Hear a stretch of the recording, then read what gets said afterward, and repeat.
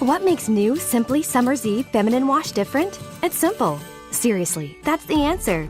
It's made with simple ingredients. Ingredients that help stop odor and help you maintain a naturally healthy pH, gently and effectively.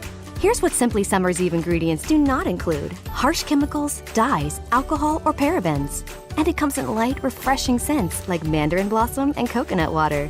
New Simply Summer's Eve Gentle Foaming Wash and Cleansing Cloths. Gentle by nature. Click the tile to learn more.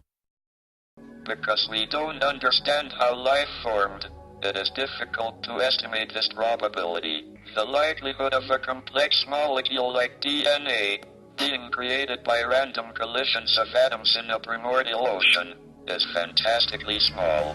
In an infinite universe, it would happen in some places, but they would be very far apart.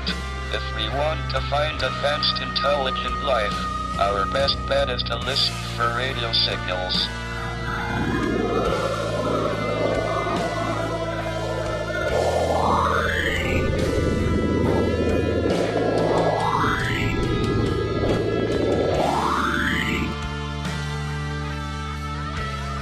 Look up to the stars and the forests that surround.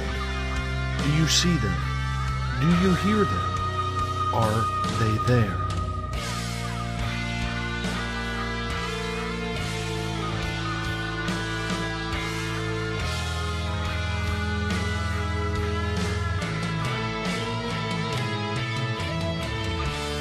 SpacedOutRadio.com presents S4 with Forest Moon Paranormal's Eric Cooper and friends.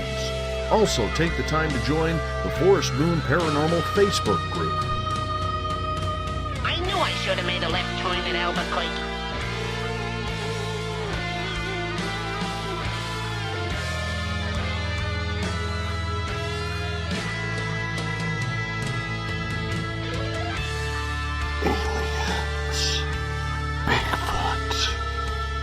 Conspiracy, Area 51, Dogman, Ghosts, Cover-Ups, UFOs.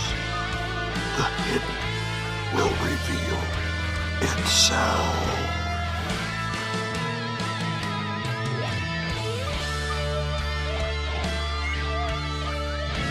That's one small step for man, one giant leap for mankind.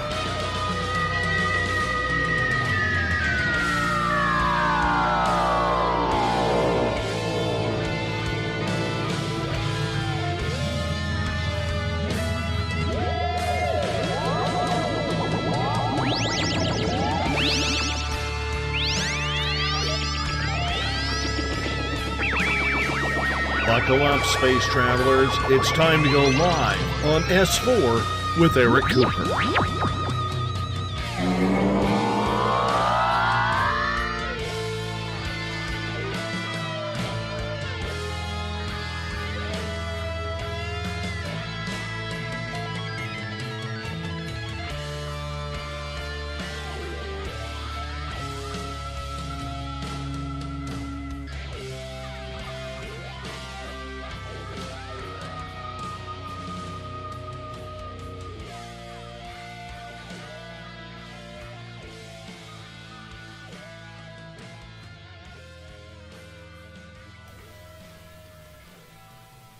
Good evening, ladies and gentlemen, and welcome to S4 with Eric Cooper, broadcasting live from the beautiful mountains of Concrete, Washington. And now, without further ado, here is your host, Forest Moon Paranormal's own, Mr. Eric Cooper.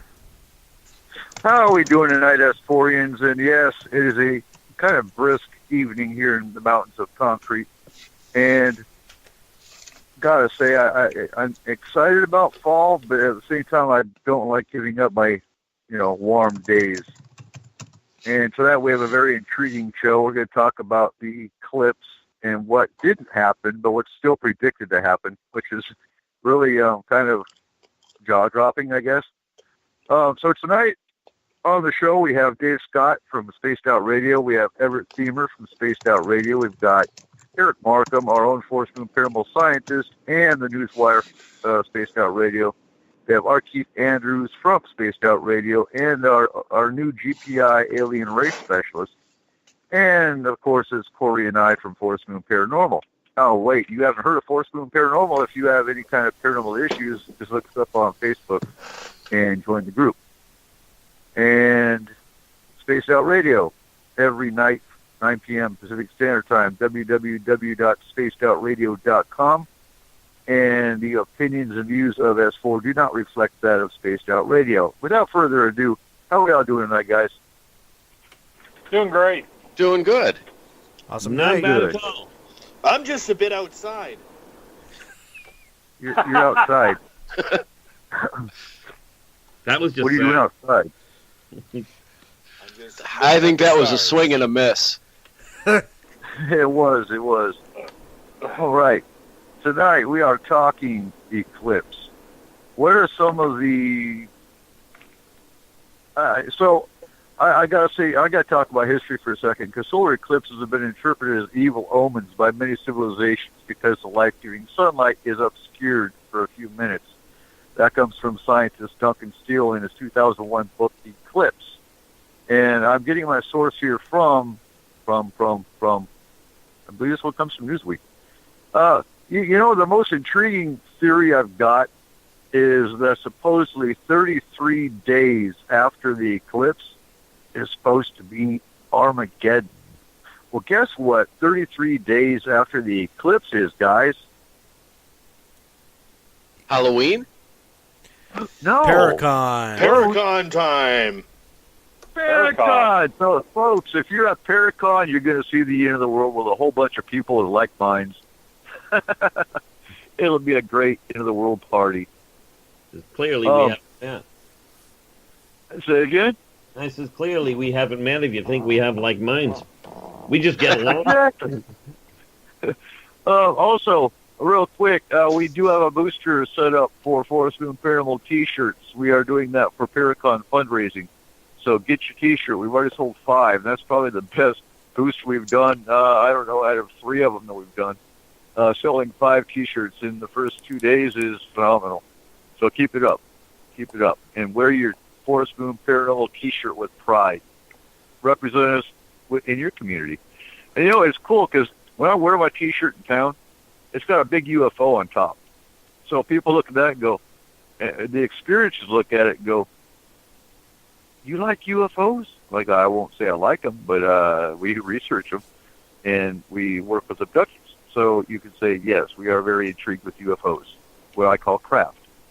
And it really is a conversation piece.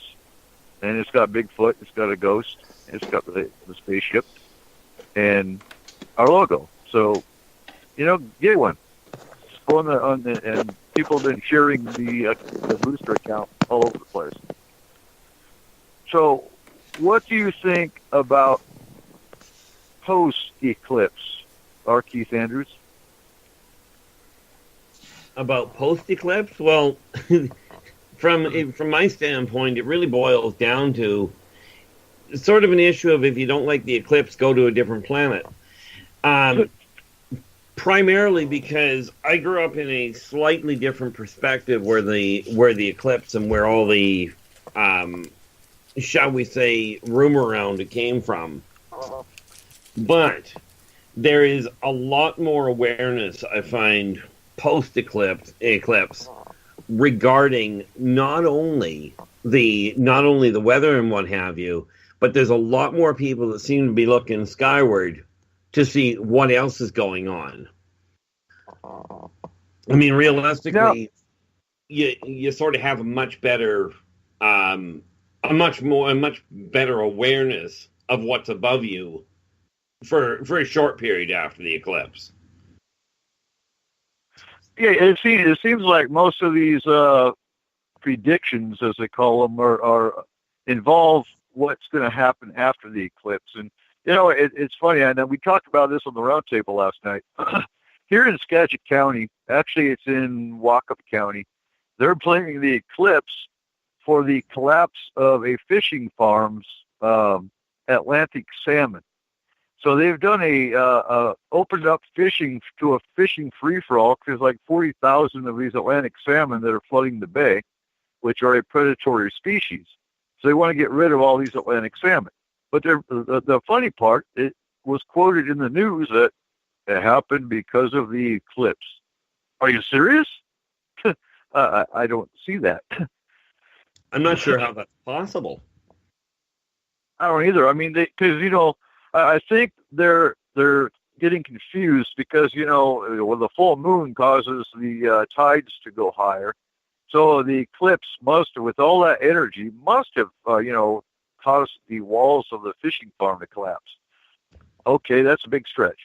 Because I mean, even on a couple shows ago, you were talking about when we were talking about pre-eclipse, how they were talking about the planets are going to align and it's going to make the poles shift, and even you said, well, the planets aren't even close to aligning. That ain't going to happen.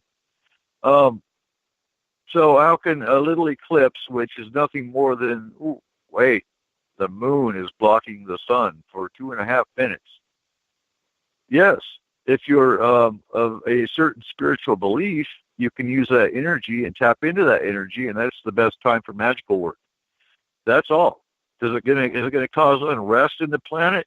No, not really. Now, I do have a question for you, though, because I did hear through some sources that UFOs were seen. My thing with that is UFOs are always seen. So is the eclipse any different? Did you hear about any kind of rise in UFO sightings because of the eclipse?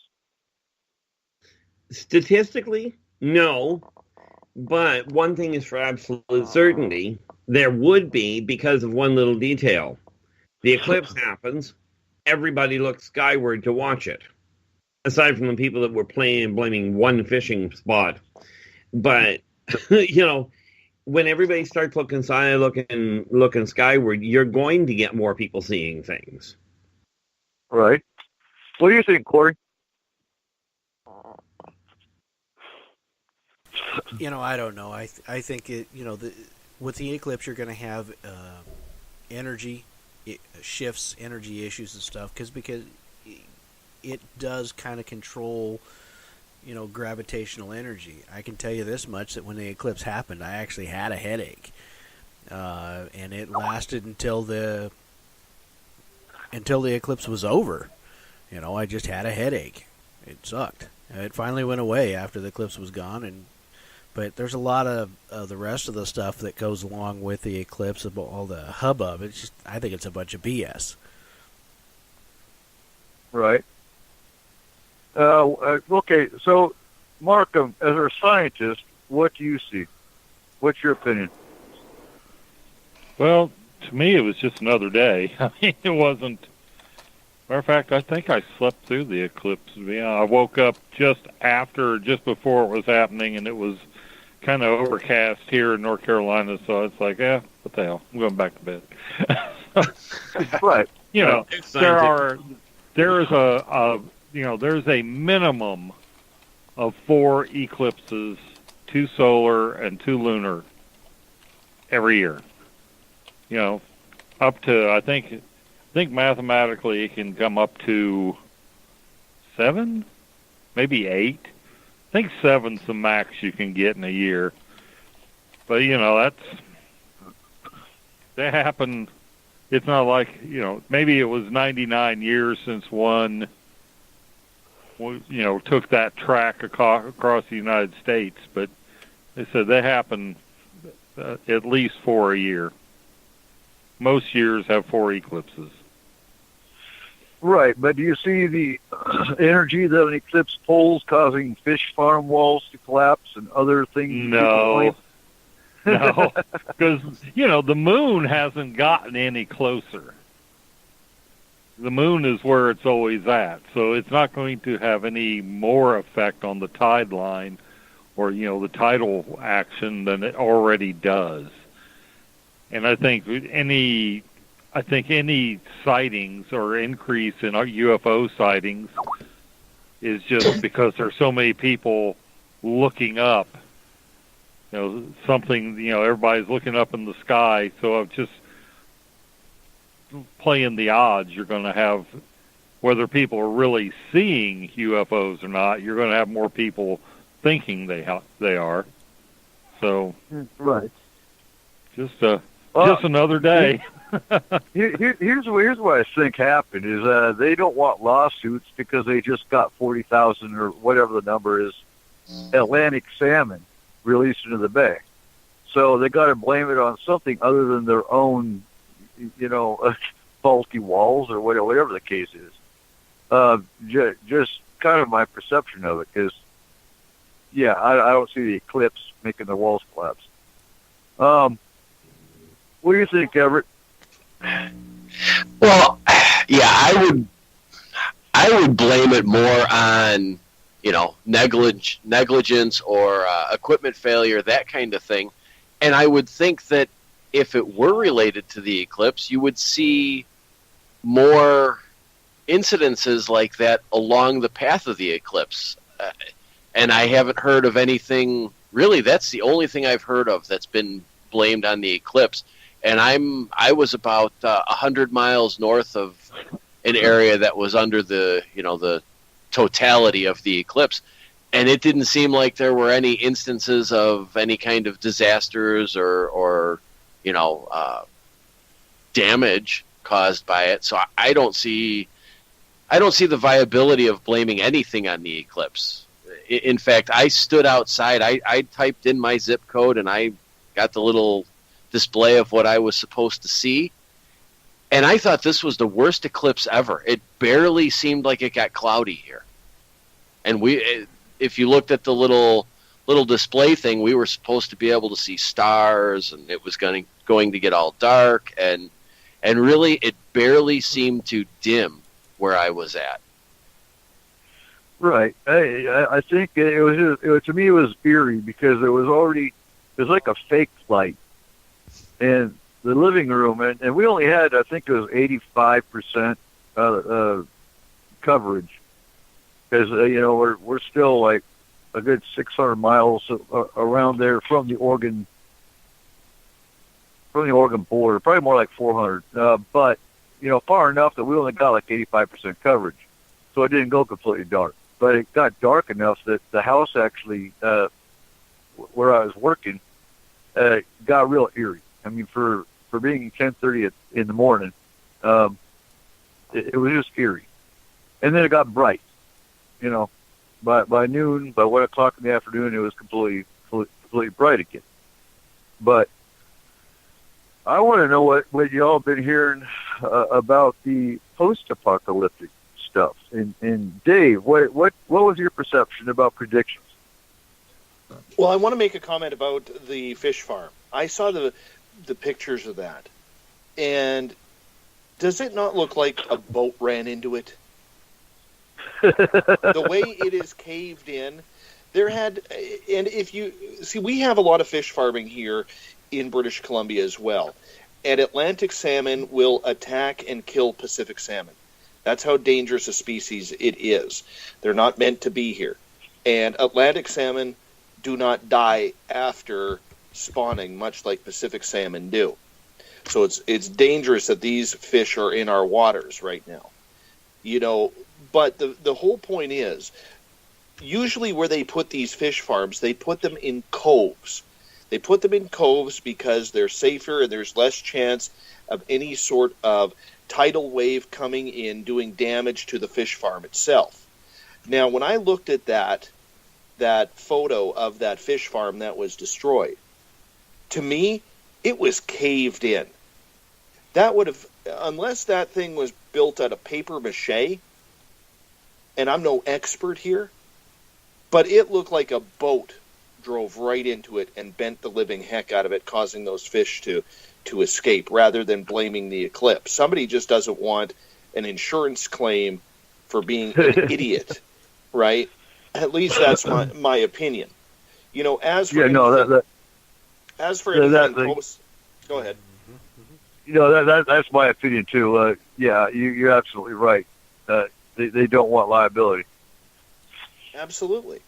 And if you're a fish trawler or somebody like that, how much money are you going to cause or have to fork out, right?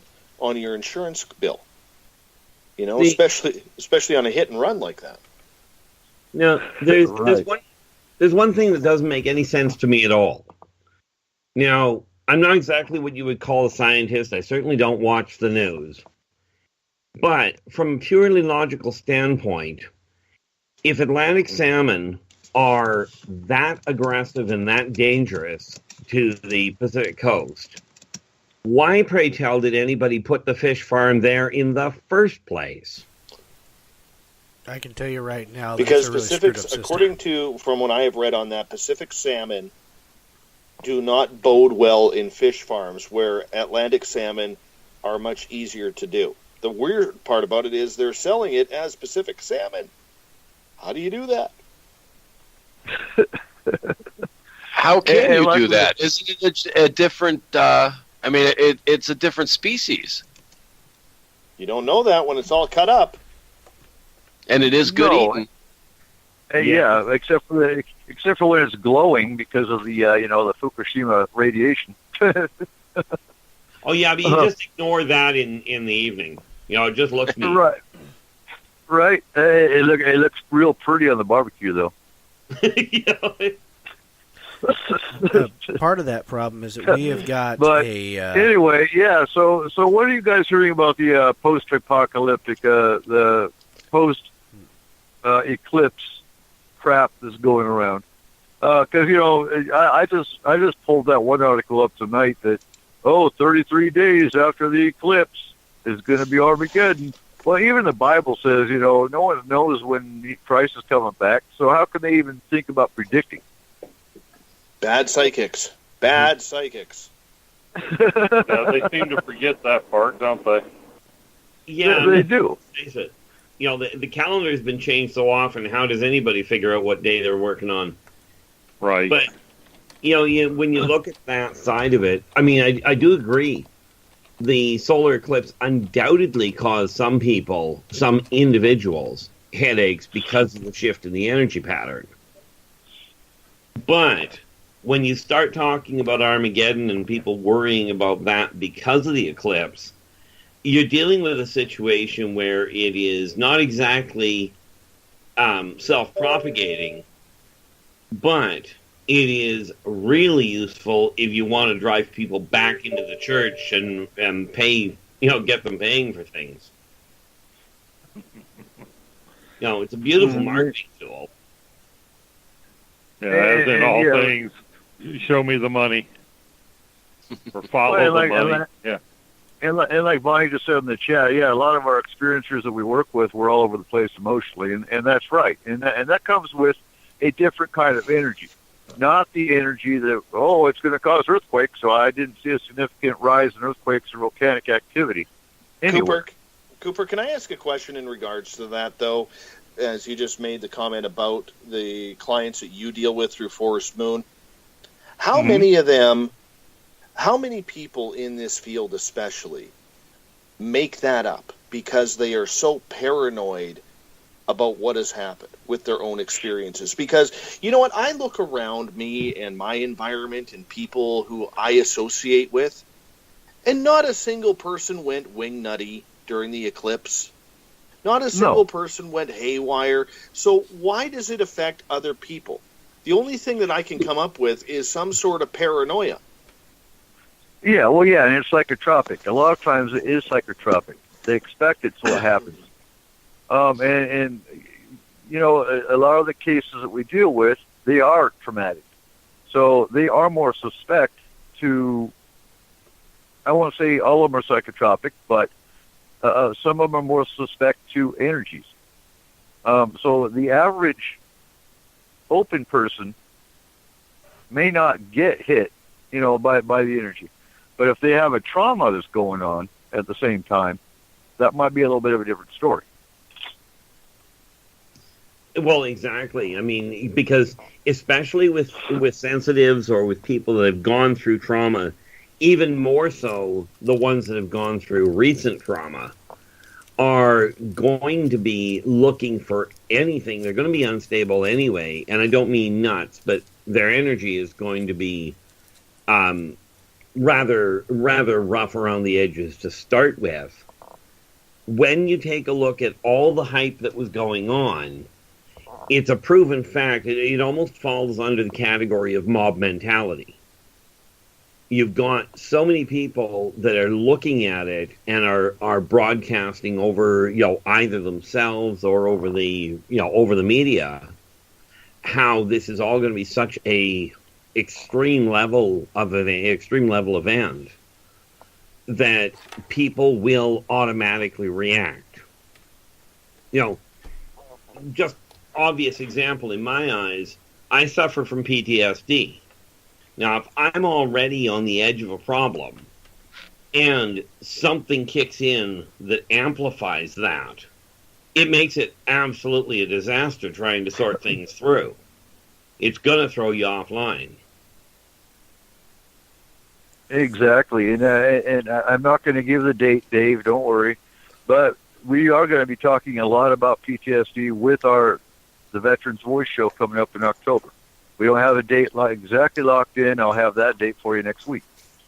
But if you have veteran friends, I want you to make sure, tell them to listen to the Veterans Voice, because we're going to talk veterans issues. Can I ask a question, if you guys don't mind, in regards to what you were saying in regards to the way people are freaking out about the eclipse? How much of that is associated with this alternative field of journalism or radio or broadcasting, whatever you want to call it, that we are creating that own paranoia? What I like to call on Spaced Out Radio fear-mongering. Because I see a lot of fear-mongering in a topic like this coming from people. And I'm not saying this show. I'm saying when I was scrolling through Facebook or Twitter, I saw it all over the place. The place. And oh my God, no! That's part of our job, is to stop the fear mongering. I was in actually it had nothing to do with the eclipse. I was in a Nibiru group. I was actually pulled into this Nibiru group by another Forest Moon Paranormal member, and because they were sitting there talking that, oh my God, Nibiru's coming, it's going to hit the Earth, and all these people were buying into it. It's fear mongering, perfectly. Absolutely. And yes, some of these people, they are feeding it. And some of these shows, they are feeding it. But I take it personal when I say that, yes, it is my job as, I guess, a paranormal leader to try to stop the fear-mongering, try to calm the masses down. Because it's not as bad as all these people are making it out to be. It's a normal day. It's the sun getting blocked by the moon for 2.5 minutes. That's it. Nothing more. It's happened throughout history. It happened 88 years ago. So, Coop, can I ask a question? Yeah. Are any of you surprised, then, that there was no discovery of something similar to, like, Heaven's Gate or, an event like that after the fact? I kind of was. Because, I mean, and let's talk about Heaven's Gate for a second, because it's funny. Heaven's Gate happened in 1997. I was actually in an alcohol rehab center in the Army. And I had a psychiatrist, and, everybody had the psychiatrist they had to go see. And they knew I was a ufologist. And this was back in 97. And the morning Heaven's Gate was found, and they found, all these guys that they committed suicide because they were going to go follow a helibop and meet the mothership. They all had Nikes on, and y'all know the story. She called me into her office, and she asked me, you're not suicidal, are you? I'm like, no, why would I?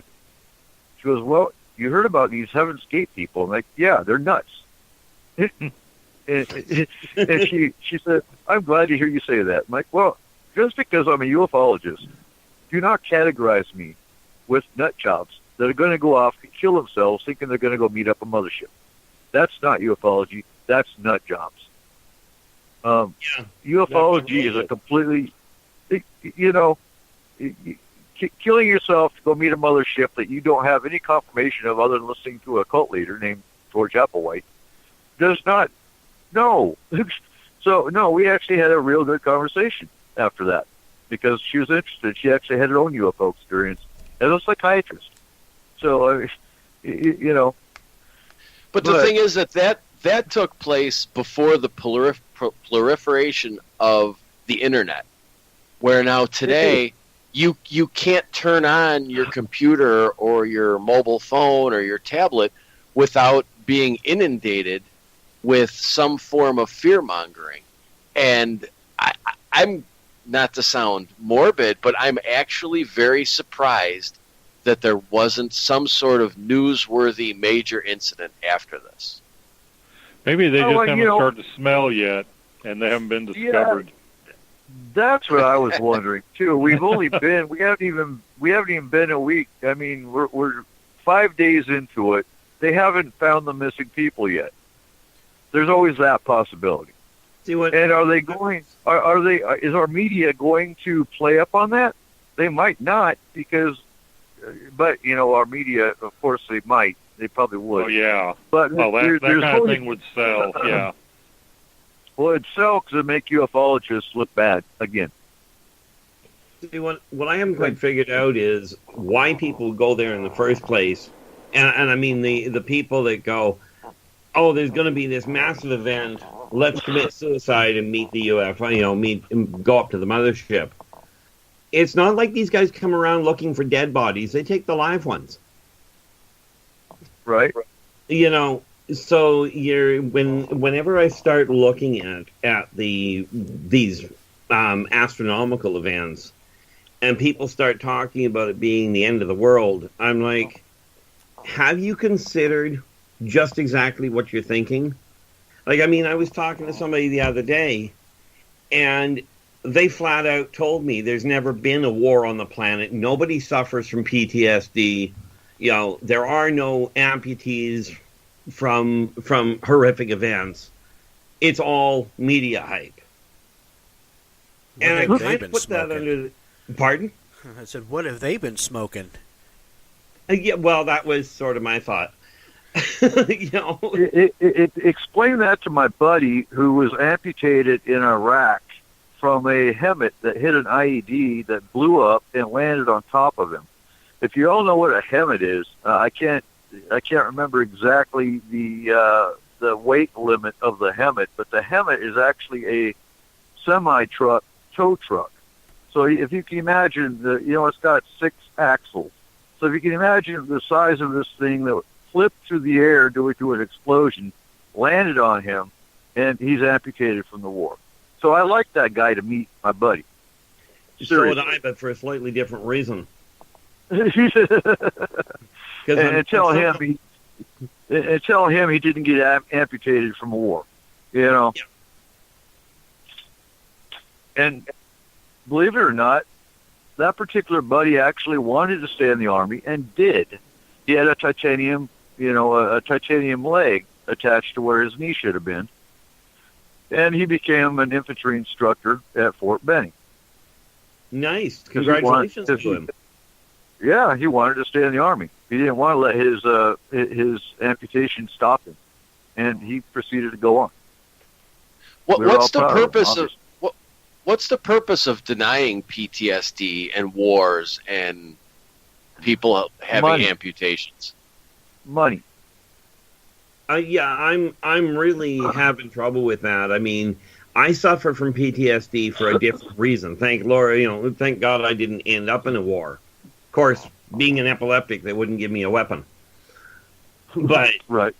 The sad part is whenever you start looking at that, when you look at the eclipse, it brings a lot of really odd thoughts to mind for people. But it's always people that don't have the scientific background, and I don't mean that they haven't been raised or learned the scientific side, but they haven't been taught to look at it. That's where the confusion comes in, usually. What I don't understand is when you argue with somebody like that, though, like I just got into it with a flat earther today. Oh, God. And seriously. The more, and the thing is, it was I was so close to the subject it didn't occur to me use it as an argument till today. But if the Earth wasn't round, you wouldn't have to put so much time and effort into polar aligning a telescope so that you can use it to track a star that's moving. It just occurred to me. So, and I had to think about the geometry involved. That, between being somewhere on a sphere and on a flat surface, and the geometry of polar alignment with telescopes proves that the Earth is not flat. Well, see, and when you put that out, it just becomes oh my God, the person was just friggin' incensed with me because how do you argue that? And they don't want to take truth, or then it becomes you're not a believer in something, you're just a denier in anything else. I think right. And here's the thing, the question that was brought up about PTSD. Here's the thing, it's dollars.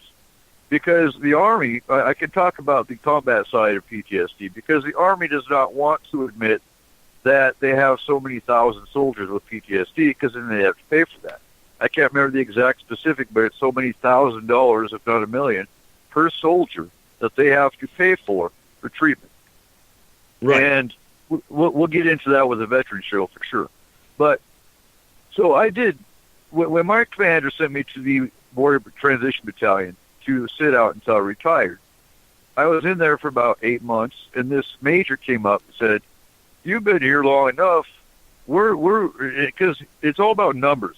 They look bad. The longer you stay in a Warrior Transition Battalion, the worse it looks to the media on the Army." So this major came up. I was less than a year shy of my 20 years to retire, and he said, "We're going to med board you."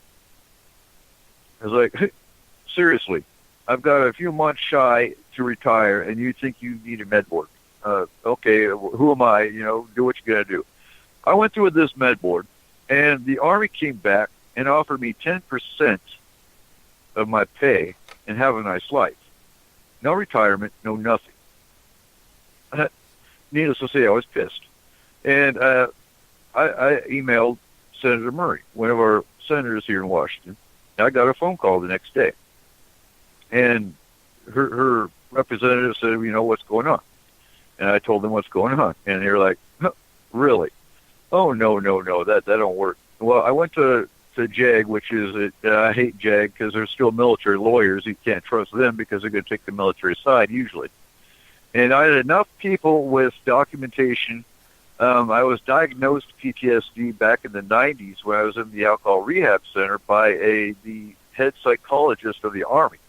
Now, what it makes it even worse is, so my documents that came back from the med board, some psychiatrist I'd never even seen before crossed out my PTSD diagnosis and changed it to anxiety disorder.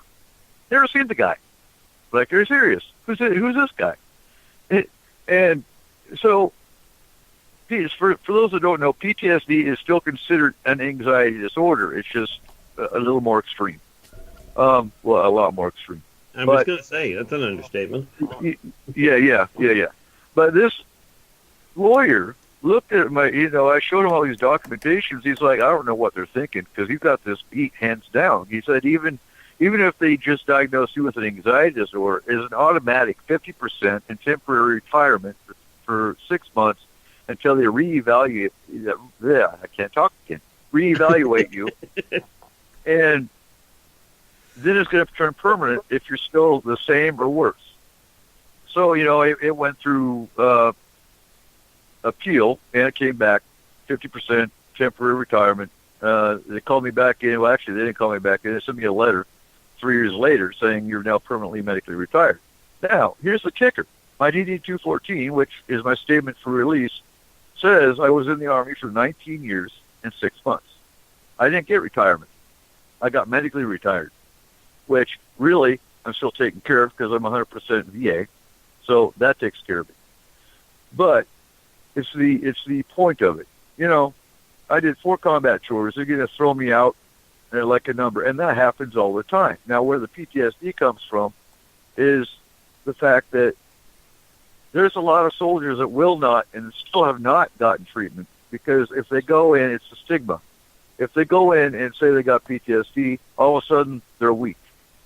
They're not really a man anymore because they got PTSD. They've got a weak mind if they have PTSD, and that's where the problem is. And the Army's been working on it, I guess. But okay, so what happened with Senator Murray is I was already out of the Army, and Senator Murray actually did a complete reevaluation of the entire MedBoard program in Madigan Army Hospital, where I was. And they actually recalled, and I got the letter too, to come back in for a reevaluation. Well, I didn't need to, because it was already done.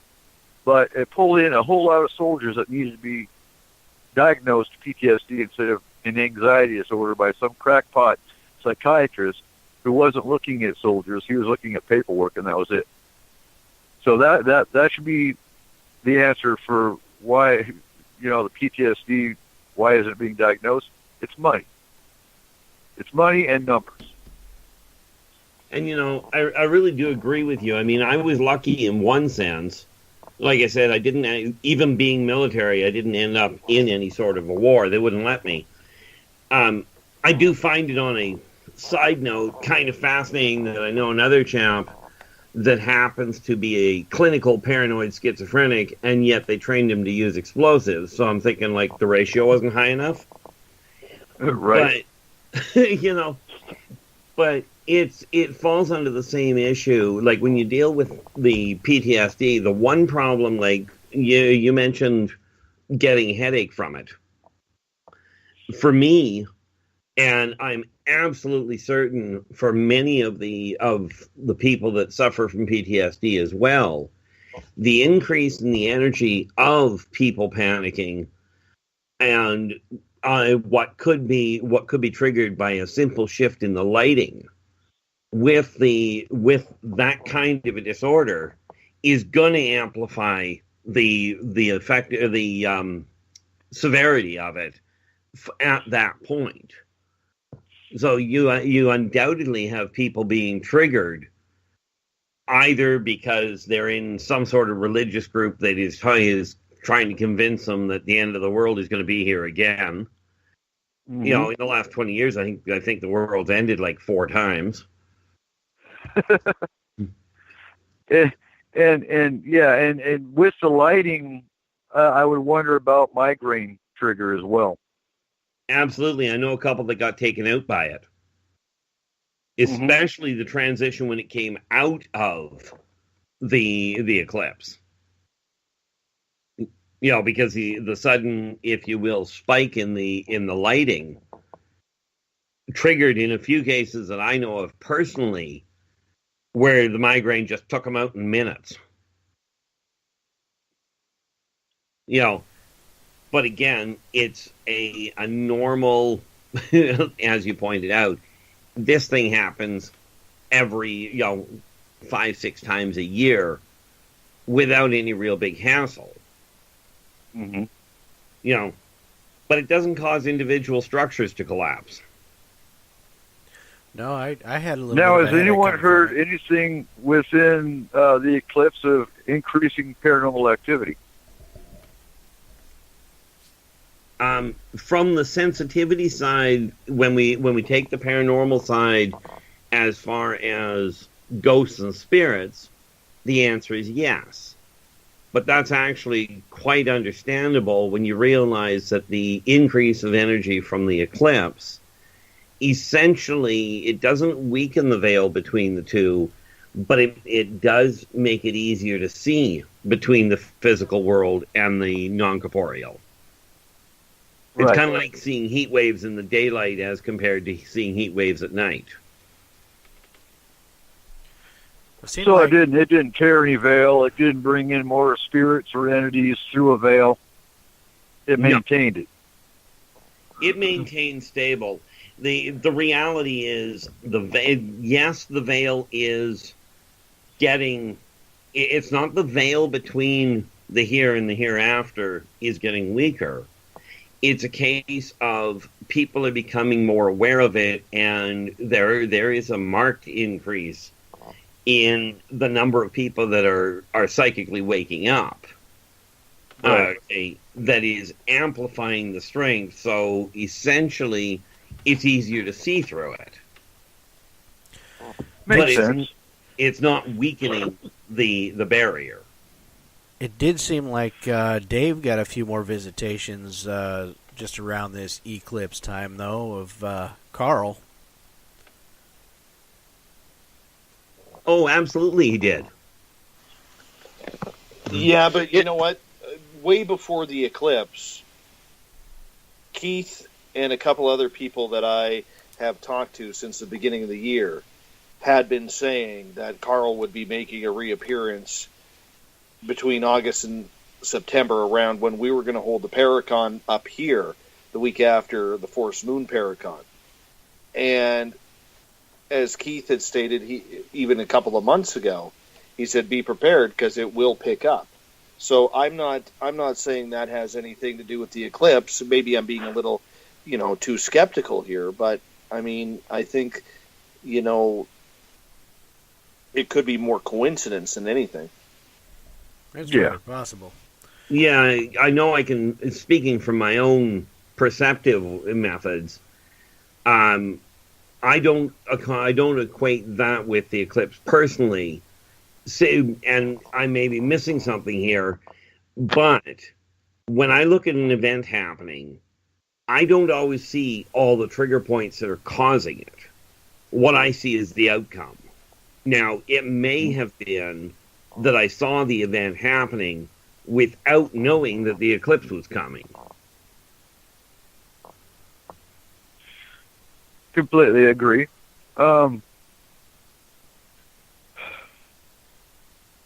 Okay, hold on. Hey, Eric, if I can ask Keith a question, quick. Yeah, of course. Keith, is there any reason, we had talked a little bit before about UFO sightings because people were maybe paying more attention to the sky. Is there any reason that any race of aliens would be in the path or in the area of an eclipse? Oh, I can think of two races right off the bat that would absolutely follow it, and they'd follow it right close by. Your Pleiadians would pay attention to it because of the potential health problems and their predilection for stepping in and for working with the health side of it.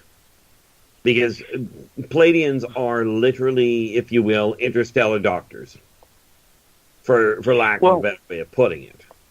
Wouldn't Pleiadians be interested also in the society factor of the humans being so terrified of it, as far as calming people down?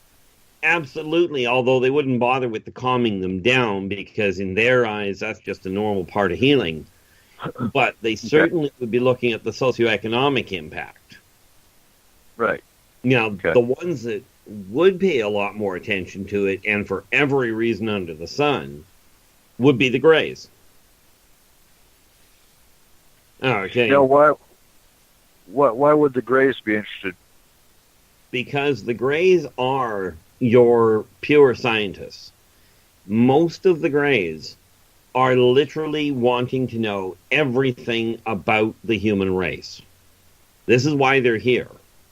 And watching what happens in the wake of something that has, by and large, been psychologically amplified beyond its true impact. As a scientist, you're fully aware that psychological amplification will skew your results. It will skew the perceptive results. Okay. That makes sense. And that's why they're the key abductors? Well, they're the key abductors because of the demand for hybridization. Okay. They're the ones that developed the hybridization program in the first place. Right.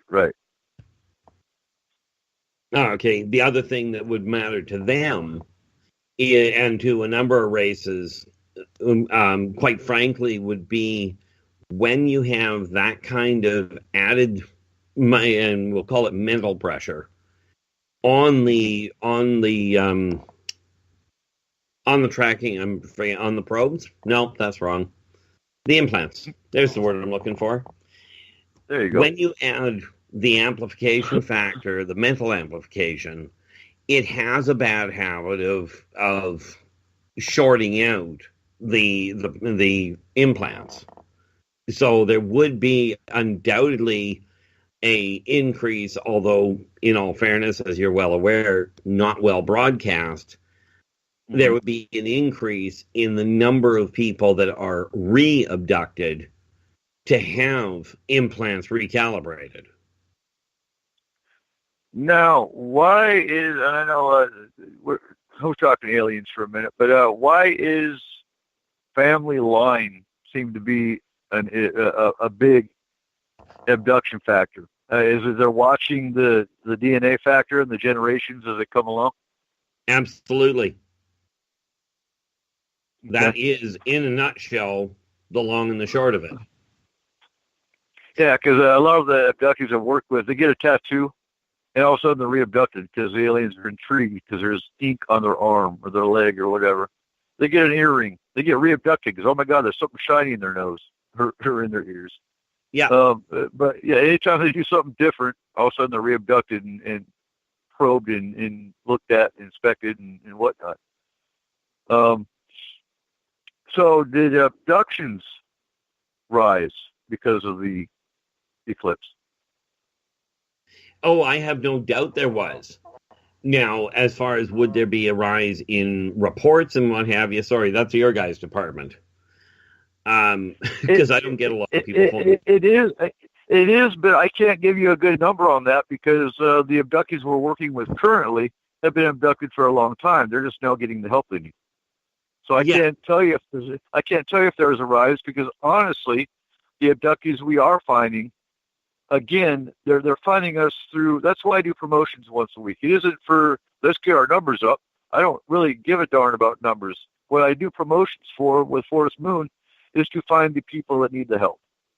And so that's how they're finding. I mean, I got tagged tonight about another case in another group because I'm friends with a lot of different moderators in other groups. They see someone that's crying for help, I get tagged. I go check it. I tag the team, and that's how our cases go. Our cases jump around. Yeah, like you don't have boundaries, I take it, regarding who you're going to go talk to. You just go where you're at. Exactly. We don't go looking. They come to us, and I mean we're slammed when they come to us anyway. Why am I going to go looking? If we get bored, I might go looking, but we don't get bored. We deal with 5 cases roughly a day. I always say that, but it's not an exaggeration. By the end of the day, we've hit 5 cases, and so that's why I can't give you a good number. Have I seen a rise? Just like at Halloween, people ask, "Is the veil thinner?" I can't tell you because we don't. You know what? We get the exact same number of cases, whether it's Halloween and the veil is thinner, or whether there's an eclipse. It's always the same. It doesn't go up. It doesn't go down. Well, and just like with the eclipse and that side of it, from a scientific standpoint, this is just a normal event, happens all the time, right? Mm-hmm. In my case, not only have I been watching the level between the veil between the worlds for never mind this lifetime, my memories date back quite literally billions of years. And the veil between life and death has not gotten any thicker or any thinner in as long back as I can remember. And rest assured, that's a long time. Mm-hmm. But you get more and more people that are aware of it and are striving to see beyond it. It's kind of like taking a whole pile of people with flashlights. One flashlight won't do much. But you put 100,000 flashlights in a small area, you're going to get a little bit of light going through. Exactly. But the thing with the eclipse is that people are still, I find, blaming shifts in their own, all of a sudden, I was talking to somebody the other day that told me their relationship started to collapse because of the eclipse. And of course, my immediate response was, no, your relationship was already shot. You just wouldn't look at it. They need an excuse. Everything is pointed at whatever event is going on. Oh, let's blame Trump. Oh, let's blame the eclipse, because Trump is old news. So, yeah, no, I hear you perfectly there. Yeah, and I would say the exact same thing. You know what? Your marriage is probably on the rocks to begin with, and the eclipse happened. Let's blame it on the eclipse. Yeah. And I mean, there are some people that I absolutely, use whatever excuse you have to get out of the situation you're in, but get out of the situation. Right. Yeah. But where, when you start looking at the eclipse, yes, there is some definitive scientific impact on people. I look at it, and because I can see the shockwave around energy patterns, I can tell you that without knowing the scientific terms of it, I can tell you where the impact is going to be on people's perceptions, on the way they're handling things. Right. I leave it to the scientists to explain how. But when you start amplifying or start modifying the, things like fluid levels in the brain, or the stress levels in it, it's going to trigger things that are already there. Okay, and it's going to be it's very much along the lines. The whole issue around the eclipse is very much along the lines of Mercury retrograde.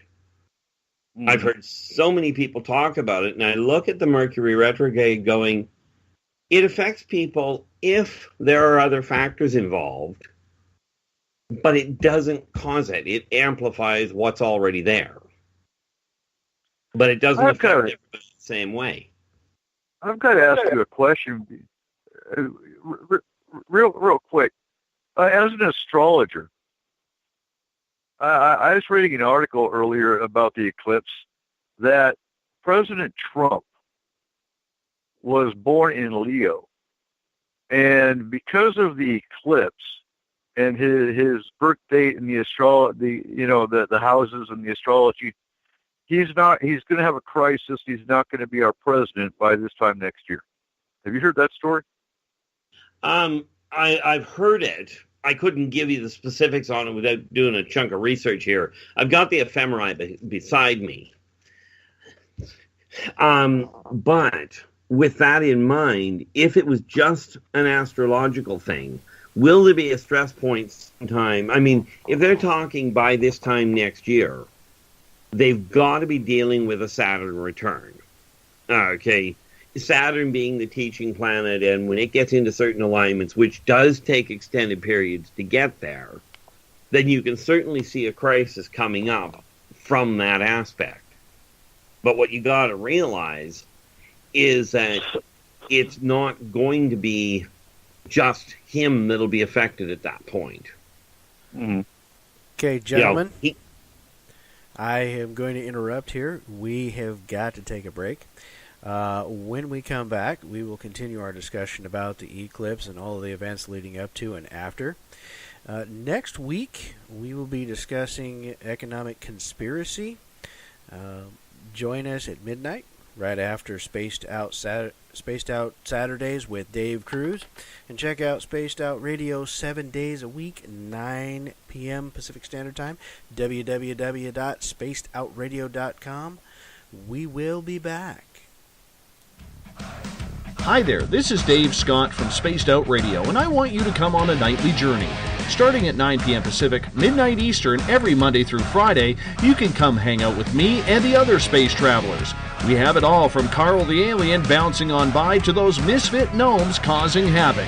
It's 3 hours of fun and entertainment on those topics the mainstream really doesn't want to touch. Come get all paranormal with us at spacedoutradio.com, and together, my friends, along with our resident guitar god Bumblefoot, we own the night. Become more intimate and interactive with Spaced Out Radio. Join our Space Travelers Club with your new membership. For $5 a month, we'll provide you with special access to the website, monthly prize draws from books to psychic readings, along with monthly newsletter, private interviews, and more. Sign up today to be part of Spaced Out Radio's experience. Looking for a place to advertise at a very reasonable cost? Look no further than Spaced Out Radio. SpacedOutRadio.com has an advertising tab that you can click to check out our daily, weekly, and monthly packages to play on the radio, or our website including social media. From commercial spots to banners, we have it all. Check out our competitive pricing today. This is Eric Markham, news editor for the Spaced Out Radio's The Encounter Online. We have put together a great team of writers and journalists from all over the world to bring you top-quality paranormal stories, from alien encounters to the latest conspiracies. You won't find any of that fake news here. True stories and top-notch reporting as we look to bring these experiences to the mainstream. The Encounter Online, only at spacedoutradio.com. Do you want to know the truth? Do UFOs exist? Are aliens real? Are the governments hiding the biggest secret in history? We're UFO seekers, and we're on a hunt for the truth. Subscribe to our YouTube channel and follow along with us as we journey across the United States, visiting UFO hotspots and alien hotspots, trying to document the UFO phenomenon. Catch us on Spaced Out Radio every third Monday of the month as we discuss Area 51, UFOs, and more. And also, don't forget to subscribe to us on YouTube. The SOR Sightlines is a place for you to find answers to your strange experiences. Hi there, this is Mike Schmidt. If you have had an encounter with ghosts, UFOs, Bigfoot, ETs, or anything else that doesn't make sense, head to spacedoutradio.com and file a Sightlines report. All information you give is 100% confidential, and I will personally help you find the answers you need.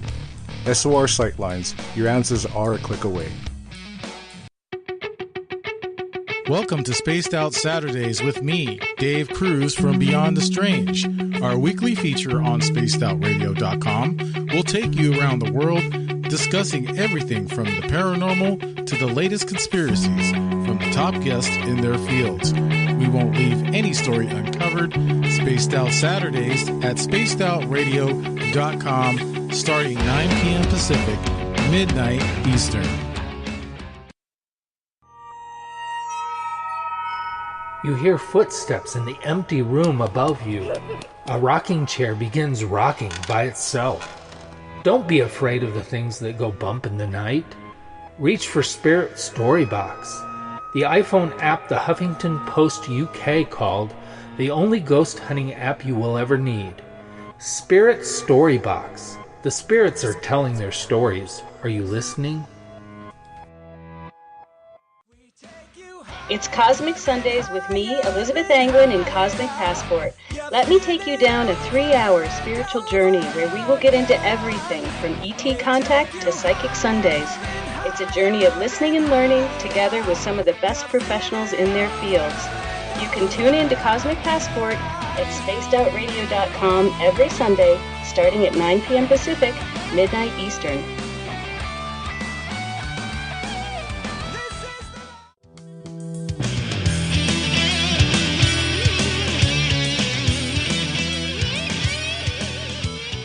The views and opinions expressed on tonight's show by tonight's hosts and guests are not necessarily those of Spaced Out Radio, Spaced Out Saturdays, Spaced Out Sundays, or spacedoutradio.com. Listener discretion is advised. And now back for hour number 2, we have Corey Ruiz, Eric Cooper from Forest Moon Paranormal, and S4. You can find Forest Moon Paranormal on Facebook. And for more information on S4, visit spacedoutradio.com. And now, here's Eric Cooper and Corey Ruiz.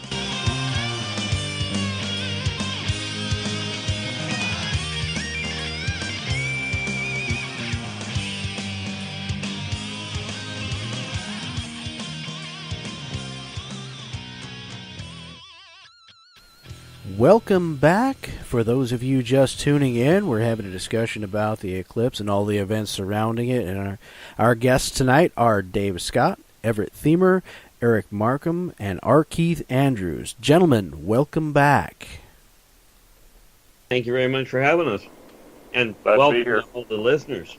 It's always great to be here. Okay, so we were talking Trump and the astrological signs in relation to the eclipse. So carry on, Keith. Well, the thing now, of course, I haven't looked into Trump from an astrological standpoint, but knowing he's a Leo explains a whole pile. And it would apply to pretty much every Leo out there. Leos are one of what I call the God signs. They can't figure out why people don't just accept that they're God and get over it. You know, so for somebody to turn around and say, now, we're just under an eclipse right now, and within a year, there's going to be a massive change in Trump's, situation. He's no longer going to be in office. They're building on the hype. And this sounds really bad coming from me being an astrologer, but they're building on the hype of astrology. And what most people don't realize is, and I mentioned this to you guys when we were off air, astrologers on the whole have made one massive miscalculation. There's a calculation that is done that most astrologers don't bother with. And it can skew such simple things as your ascendant by as much as 4 signs. Okay, so I have no doubt that Trump is heading for a war, and I mean a personal war for him. The one saving grace could well be the people behind him that nobody else wants in there. It's sort of a case of he may survive it. Because the options are worse than what the current problem is. And I don't want to make this a political show. It kind of already went that way a little bit. But, honestly, do you see the eclipse affecting his presidency versus what he's doing already? No. Aside from it made it a little darker for a couple of minutes. Yeah, and folks, we were actually talking about that during the break. That's why I brought that up. In that, yeah, he's already done enough. The eclipse had nothing to do with whether he's going to stay in office or not. So, getting back to the paranormal side of, there's a lot of talk in Forest Moon about shadows. What do we think? Do we think shadows are affected by the eclipse? I'm really referring to the race, not the color offset. No, I'm talking about shadow figures in general. I mean, we all know, and they're discussing it in Forest Moon, in that what is a shadow? Well, and I explained, and somebody came out and said they're demons. No, not everything's a demon. That annoys me so much. And I explained there's actually an alien race that can be a shadow. There are spirits that can portray themselves as shadows. There's malevolent entities that can portray themselves as shadows. Shadows can be a myriad or a plethora of things. Absolutely. Oh, sure. Steal my word. We always do. But so what's your perception of the eclipse with shadows? Well, in all fairness, it doesn't actually do anything to or from them. Aside from the true shadow folk, it gives them the ability to, because they have to travel when there is possibility of dark. Normally, they can't do much during broad daylight. Okay, right. So if they're trying to make a jump from one area to another in normal daylight, it will impede them. You put the eclipse on, and I mean where the eclipse was full, so it did create shadow. Right. It does make it opens up the travel roads, if you will, the travel lines, where they can make better time. Now, go ahead. It doesn't hurt them or benefit them, aside from that aspect of it. Okay, that makes sense. Now, Dave, I know your house has been called a candy store of paranormal by Tony. Yes, Do you have shadows in your house? Do you have shadows? Sometimes. You know who's really starting to see things in the house is the 4-year-old boy. Well, yeah, he's more open. Well, yeah. That's absolutely. That makes total sense. He actually, just earlier this week, he actually crawled into bed with us. I don't know if you guys heard me tell this story on Spaced Out Radio.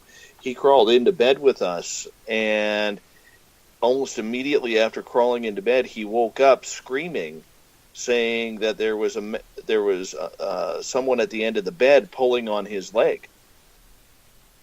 And see, that would make total sense. Mm-hmm. You know. Now, how did your boy react to the eclipse? Nobody did. Nobody did here. And I'm not saying that just not to try and dodge the conversation, but I'm being truthful here.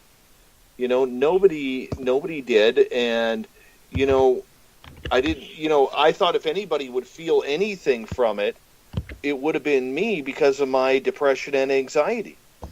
And it was just like another normal day of, you know, just trying to get things done. Yeah, you know, our kids, age 5 and 6, slept through it. We didn't wake them up because they're too young to appreciate an eclipse. They're too young. They would have looked at it and gotten blinded and hurt and whatnot. So we didn't even wake them up. They slept right through it. And so, yeah, but it makes you wonder what statistically you could say how kids reacted. The closer to the actual, you know, line, Oregon and the Strip. You know, what the kids' reactions to the eclipse were. I'd be willing to know. If you're listening, let me know if you have kids and they had any kind of reaction. And, you know, I'm surprised tonight because usually we have all kinds of questions. Oh, DTO's not here. That's why. We usually have all kinds of questions in our chat room, but tonight they're just listening. See, like I've got a 12-year-old myself, and the only thing he noticed was it got a little bit darker, and he had to adjust his view on the PS4 accordingly. But other than that, it didn't have any functional impact on him. I have a 16-year-old, and it didn't seem to faze him the slightest bit. I mean, and minus me having a little bit of headache, you know, nothing happened with me. You know, all the people I was at work, and you know, we grabbed a welding helmet just so we could just take a peek at it and see what was going on because it's kind of cool to look at. But other than that, nothing. I mean, just nothing. Right. You know, you kind of have to be surprised, too, about these towns where all the people flock to see them. There wasn't any looting, or it didn't. I haven't heard any reports of any violence or, you know, panic or anything like that. Just clogged up freeways. Oh, and God, probably yeah. some pretty happy business owners. Oh, yeah. The smaller town, I read something about that, as a matter of fact. Economy-wise, yeah, the smaller towns that were within the, 600-mile strip? No, 70-mile strip. It was a 70-mile strip of darkness. And all the towns that were within that 70-mile strip, I mean, Markham, I know you were even talking about that on Spaced Out Radio the other day, about all the little towns that were being flooded with tourists. And we actually saw a slowdown on I-5. And we're what? Like I said, probably like 400 to 500 miles away from the Oregon border. And it's still, it slowed down. There are cars that were crawling. Well, nothing personal, but, you know, slowing the I-5 down may not have been a bad thing. Not at all. But no, there were those big, you know, DOT signs that they can change and update and whatnot. They were actually warning people, oh my God, the moon's going to block the sun for 2.5 minutes. So everybody watch yourselves on the freeway because it's going to get flooded. And, you know, my mate and I were talking about that.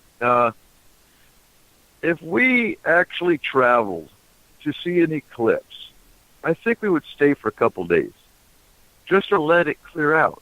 But no, it seems like all the tourists, oh, the eclipse is done. Let's go home now.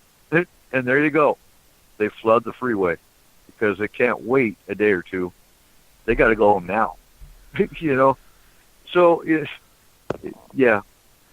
And our Do freeways, you think when you that by just sound has to bad. do with the fact that a lot of those people maybe didn't want to take a quote-unquote whole ton of vacation time, but they still wanted to experience the totality of the eclipse? Well, that would that's probably what it was for most of them. They have 9-to-5 jobs. They got to get back home, go back to work. But you can experience the eclipse. Okay, yeah, you don't have to be right under the strip, especially if you're a believer in all the Armageddon talk. Wouldn't you think if you were a believer in all the Armageddon talk, you wouldn't want to be under the 70-mile range? Well, that would be the last place I'd be going if I believed it was good. It reminds me of the original Independence Day where all the people were, on top of the skyscrapers welcoming the aliens that obviously had some kind of a major weapon that they were about to blow them away. That's the last place I would be. Same thing with the 70-mile strip. If I expected some kind of cataclysmic event, I'd be as far away from it as I could. Not talking to it. Well, unless you were trying to check out, and then it's a good place to be. Right. I'm still curious about the suicide rate, the crime rate, and those numbers will come out in time. But again, we're 5 days, after the eclipse, so they haven't got those numbers together. Now, I'm taking statistics. I think in the first part of the year, so I'll know a little bit more about how statistics work. I actually, for those that have been tracking my school, because some people do, I got an A in microeconomics. So I'm finally done with that, and I start cyber terrorism on Monday. So I'm actually, I'm excited about that course because, like we were talking at our roundtable, with, who were we talking about that got slammed in court and they wouldn't take his computer? Stan Romanek. Yeah. I'm curious from the government side of things, because that's what we're looking at, what kind of technology they've got that would, remotely plant stuff like that into someone's computer. And I'm going to be learning about that in cyber terrorism.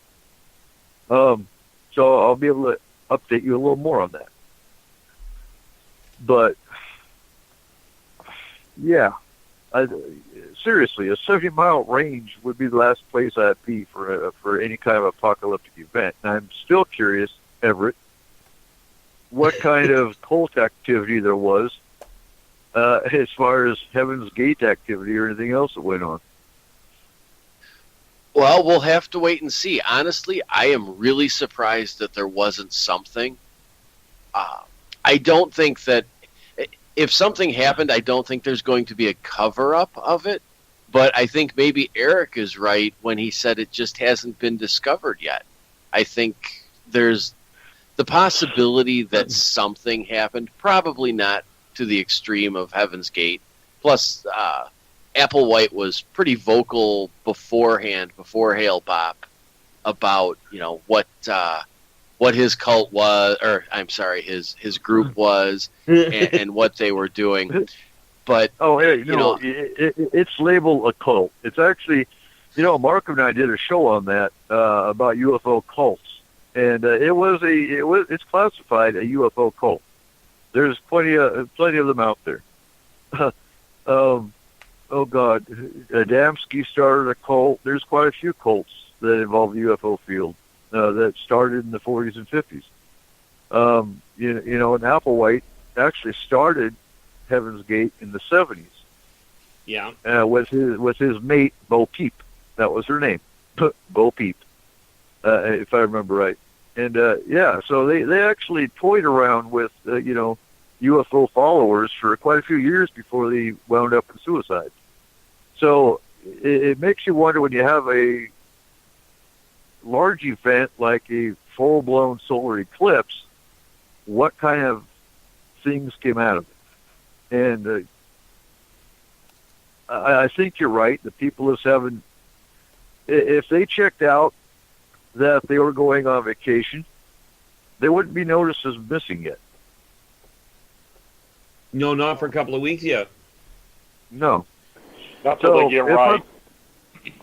It'll probably be a month before we'll actually hear about the next Heaven's Gate 2, or whatever.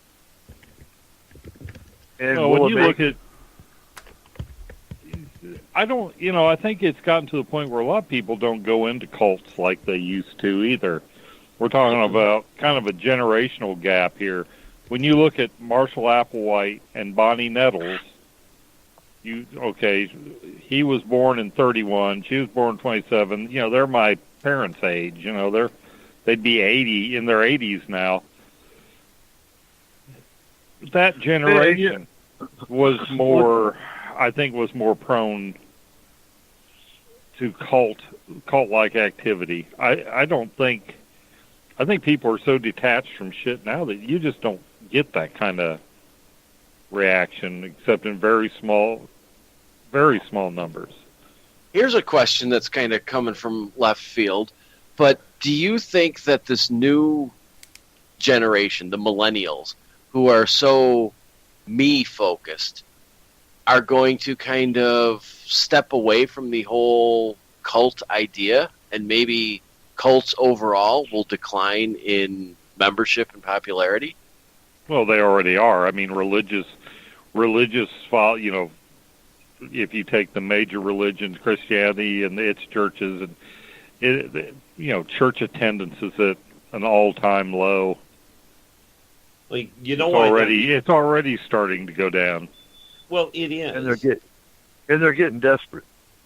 Well, the thing is, the millennials are pulling away because the millennials are taking what we considered just kind of a rebellious thing, and they're taking it to an extreme limit. I don't know about you guys, but when I was a kid, a lot of the people around me were going, "Oh, I'm 14, I'm 15, that'll never happen to me." It didn't matter what it was; it wouldn't happen, right? Mm-hmm. And the millennials seem to have gone one step beyond it and gone, if I don't look at it, it's not going to affect me. It's sort of like hiding when you don't look out from under the blankets, the monster can't see you. Yeah. And Trippin brings up, chat rooms are the new cult. Computers are the new cult. If you look at it, social media is the new cult. Might be. Look how many people are walking around mindlessly looking at their cell phones because they're on social media. Oh yeah, absolutely. Are they being controlled into suicide? Some of them possibly, because you have new cults that are formed in social media. Well, look at that young lady that's facing so many years in prison because she used social media to coax somebody into committing suicide. Mm-hmm. So, I guess the cult is out there, and I mean the eye zombies are walking around, but for the most part, I think I don't think they're going to commit mass suicide because they're just not wired for it. They're too detached, I would say. It just doesn't seem like they're connected to anything. Talk to a few people that age group, and it's like I don't know. It's almost like they're soulless. They just don't have any critical thinking skills. It's almost like empty animated meat puppets walking around. You know what the mass suicide is? It's all the people stepping out in front of a bus because they ain't looking up. That's what I find. Yep. Darwin Award. And we'll just label it a cyber cult. That's basically what it is. I think it's going to end up having its own definition. It's electronic social Googleism. Googleism or transference. I mean, and they've already they've already made sunglasses that actually have computer integrated into them. Well, I find it fascinating with some of the technologies that they're inventing. And, I mean, we've gotten a little off track as far as what the Eclipse does. But, you take the modern cars. Okay, it's illegal to, you're supposed to pay attention when you're driving. So what do these geniuses do? On your front window, they're now putting heads-up displays so you can talk on chat. Mm-hmm. Now, maybe I'm missing something here about paying attention to driving, but I'm pretty certain that's going to distract people. Well, here in Washington, they've actually made a new law that you can't eat or drink while you're driving. Well, that would make you sense. You can actually, if you're drinking coffee and swerve, can actually get a ticket for distracted drinking. All right, I can't come to Washington. Yeah. Sorry, I won't be able to present after all. Now the state patrol did come out and say, if you're just drinking your coffee or whatnot and you're driving fine, they're not going to pull you over. It's these people that are swerving for no reason. They're going to pull you over and see why you're swerving. Are you eating a Big Mac, or are you drinking your Kool-Aid? Then they're going to ticket you for distracted eating or drinking. Well, they're not going to pull you over just for drinking your coffee. Curiosity, but do they do the same thing with smokers? Okay, so if you have kids in the car, you already can't smoke. Oh, okay. I can understand that. Basically, it's a That's already secondary a law. offense. It's a secondary offense. I mean, they've got to see you do something else first, like swerving or slamming on the brakes and almost hitting somebody, or speeding, something like that as the primary offense. And then if they see the other part, then they can nail you on the rest of it too. Yeah. Right. But okay, getting back, I'm seriously trying to find, is there a post-eclipse apocalypse? Well, if we take that literally, yes, there will be an apocalypse after the eclipse. It's a question of how long after. Now, I was reading another report. There's a window of 2017 to 2024. Now, we've already talked about in other shows the alien window of 2017 to 2022, but they're talking about some kind of a window from 2017 to 2024 involving the eclipse. Does anyone look at that one? Okay, you said 27 genus? 2017, this year, to 2024. Oh, okay. I've heard of it, but everything I've been informed of, everything I've talked to them about, there is no invasion being planned. They've already written off the idea of showing up over multiple cities because of the ramifications. However, there is something happening, and it's not going to. There is no doubt that there is going to be. They're looking into a way of sort of helping the masses realize, okay, enough running around in circles. But it's going to end up taking place, quite frankly, if it goes where they're looking at now, it'll take place out in the middle of the Atlantic, out in the middle of the Pacific. It won't be over a major city. Okay. Now, BTO is also bringing up apocalypse, aka revealing. Okay, so the apocalypse, let me clarify. The apocalypse they're referring to is basically what they call the rapture, when Christ comes back and whatnot. They're actually using Revelation as their document to prove it, because of the black sun, because of the black moon, and it's supposed to be the start, and there's a 2017 to 2024 window that starts the tribulation. Yeah, but now we go back to that other thing. The 2017 to 2024 using the Bible doesn't hold water at all because when that original prophecy was put out, the Bible was not the Bible. The calendar was different than what it is now, and the translation of the calendar has been so badly skewed that trying to put it into that time frame doesn't work. If you're looking at the Bible itself as your meter. Well, there's actually scholars that say that the whole revelation of St. John, the revelation took place during, or was a reference to the time of Nero, which was like one of the worst times of Christian persecution in the history of the early Christian movement. And there's a lot of, there's a lot of things that are taken out of context to make it seem like it hasn't happened yet or that it's coming soon. But there's a very strong argument that already happened. It was during a very brutal reign of a Roman emperor. Which, it's in the best interest of any organized Christian religion to consistently say it's coming soon. Mm-hmm. It hasn't happened yet, but it's on the way. No, keep paying your like I was saying, filling the pews. And when I was a kid, I remember all these people. Every year it happened. There's always someone staying on the street corner with a big sign that says "The end is near," and the end never came.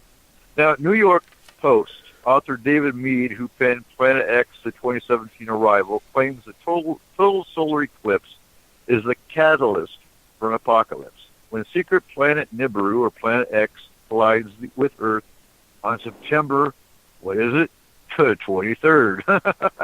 It will be a marathon. We won't even pay attention to it.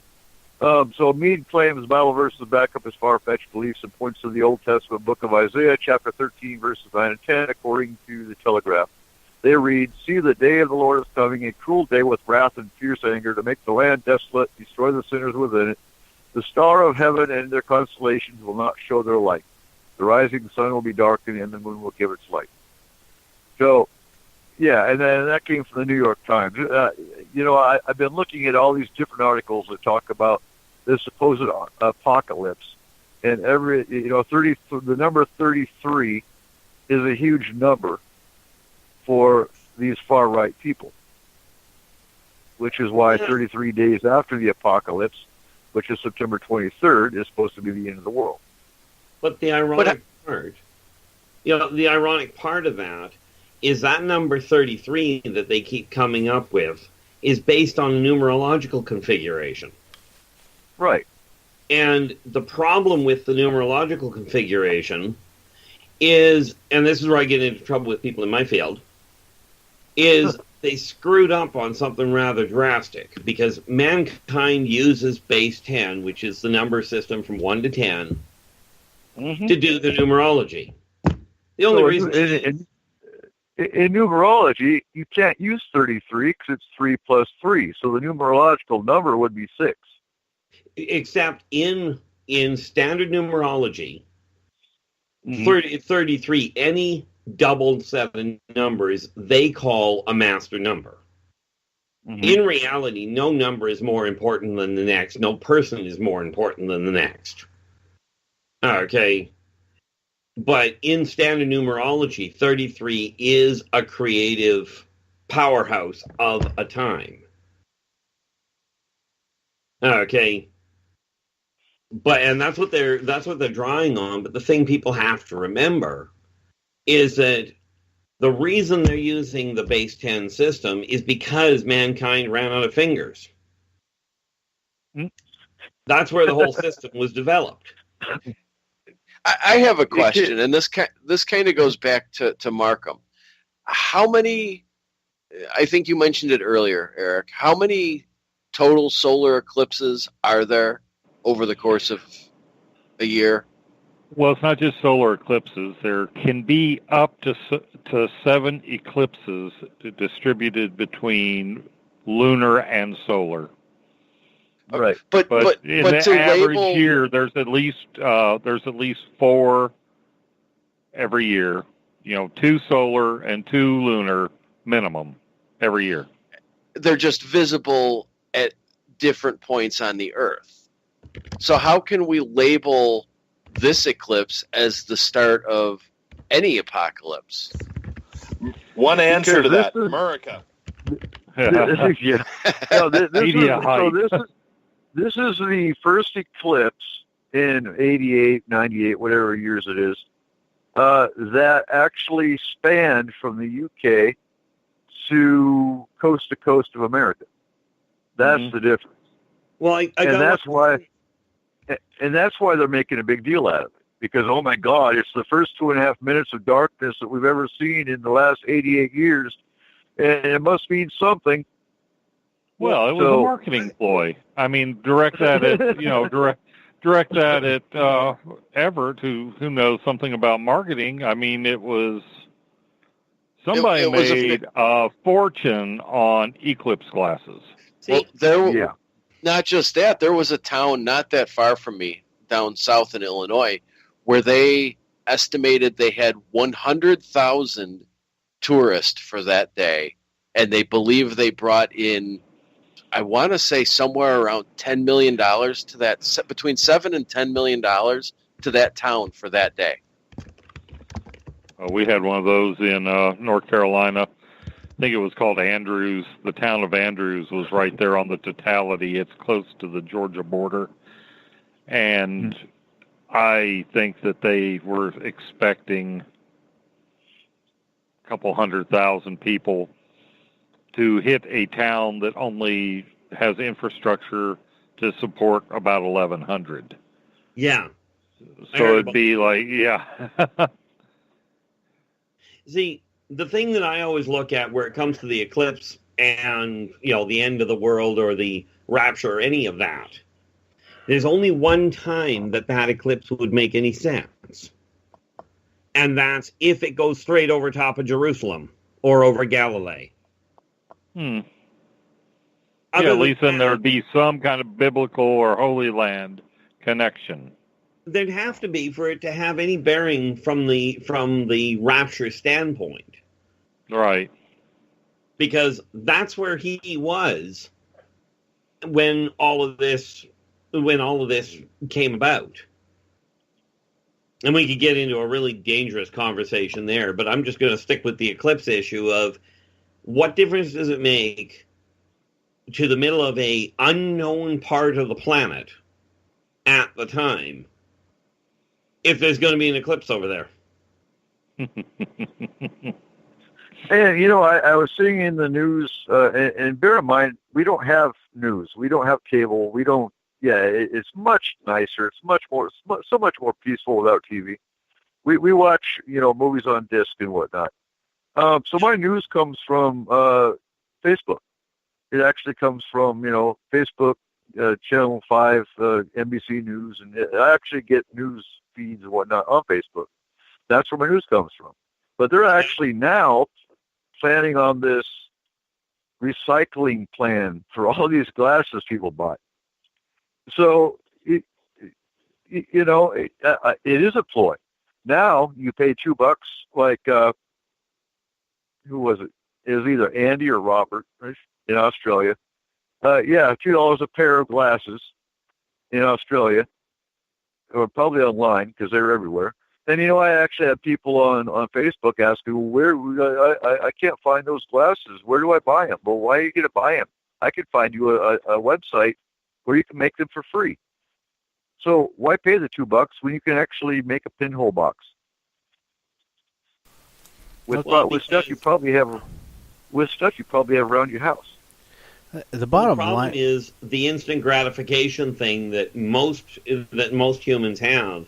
I don't want to do any work for it. I just want to give somebody some money that I don't have, so that I can have this thing that is the going fad.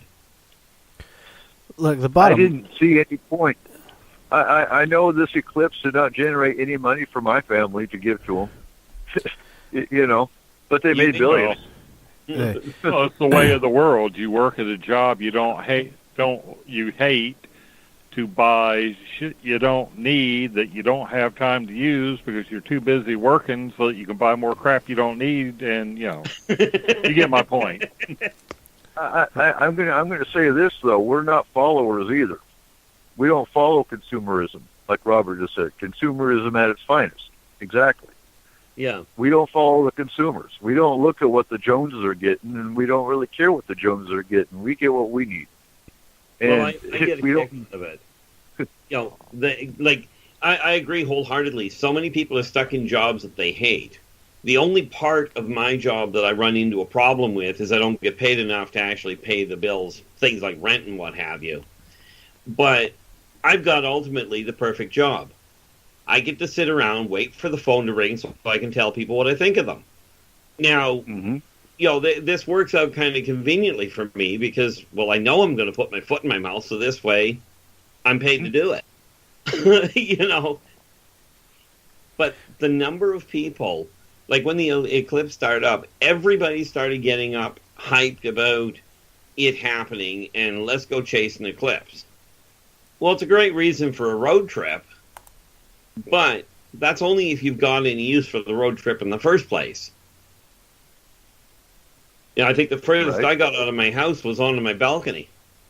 And that was because I needed a breath of fresh air, or what passes for it. Look, here's how I see the eclipse. 70% of this thing was all money-driven. Some way to make money, one way or another.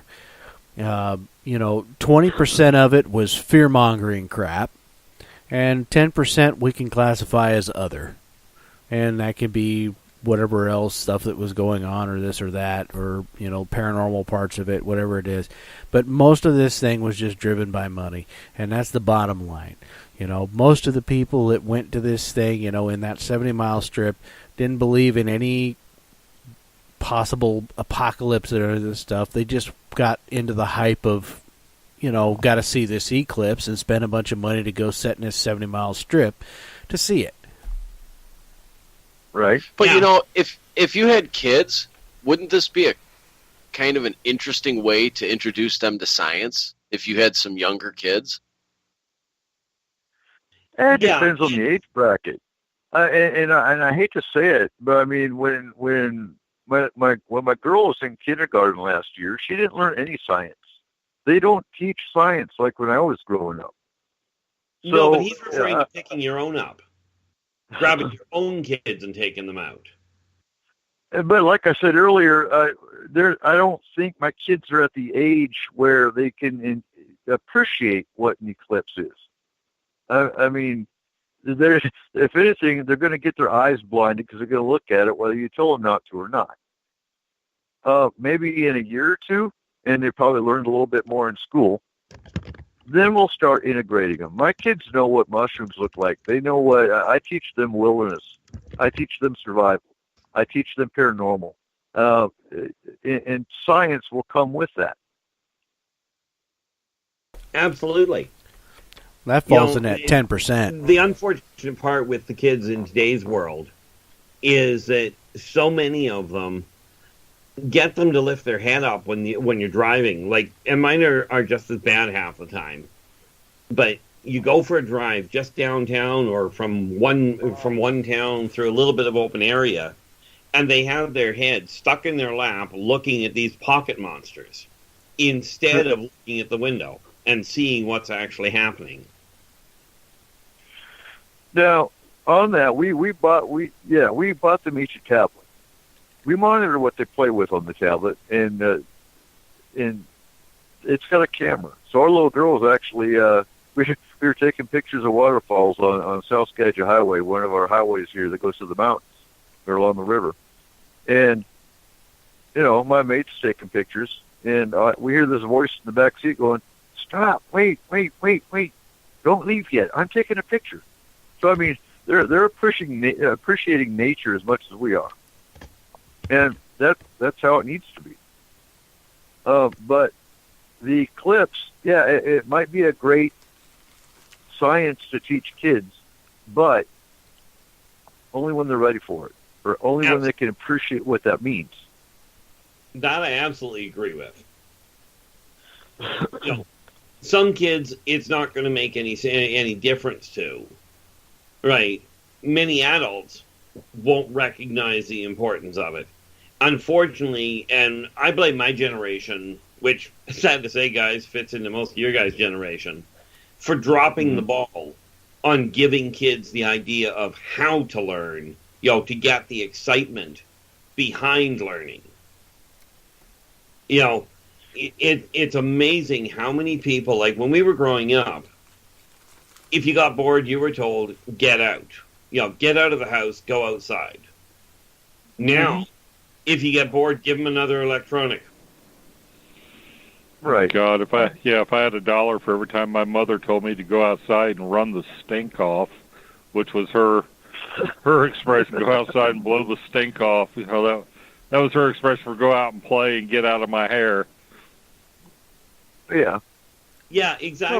Well, plus I grew up in an era. Okay, it was not uncommon in the summer for me to tell my folks that the general area I was going to be in and go camping for a week. Jump on my bicycle, ride 5-6 miles from home, hike into the woods near a creek, and fish and swim and screw around for a week without any supervision whatsoever, and come back. You wouldn't do that now because if kids gone more than 15 minutes, you figure they've been kidnapped and turned into McDonald's hamburger.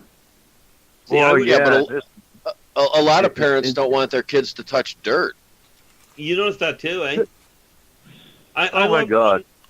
I loved one parent I was talking to just last year. Right, my munchkin's in elementary school, and the woman says, I absolutely refuse to let my little guy, who was only in grade 2, I absolutely refuse to let him jump into a mud puddle on the way to school, because he's going to school and he needs his clothes dry.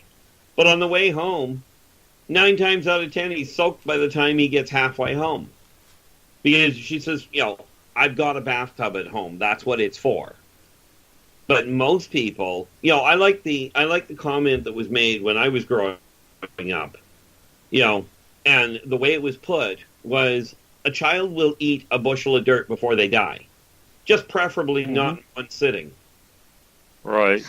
Good night. I think of how I grew up, and recess was you went out and you fought with your friends. It was. We fought. We were roughhousing. We weren't. It'd get out of.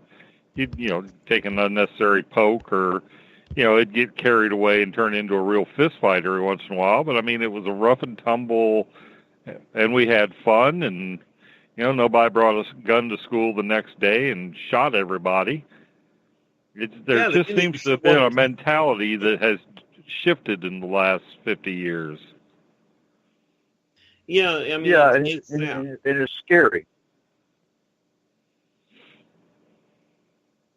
Well, not to sound like a conspiracy theorist, but how much, and Markham, you would be the one to answer this, these parents that don't want their kids to play outside, they don't want them to skin their knee, they hose them down with antibacterial lotion every time they, walk on the sidewalk.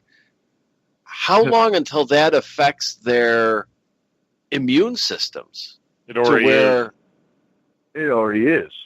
It already has. Yeah, it already is. You see a lot of, people don't, those, hover parents or whatever the I can't think of the most derogatory term for that kind of human being, and probably shouldn't say it if I did, but the immune system of the human being is activated by the antigens that are introduced to it. In other words, to have a healthy immune system, you have to eat dirt, you have to eat bugs, you have to be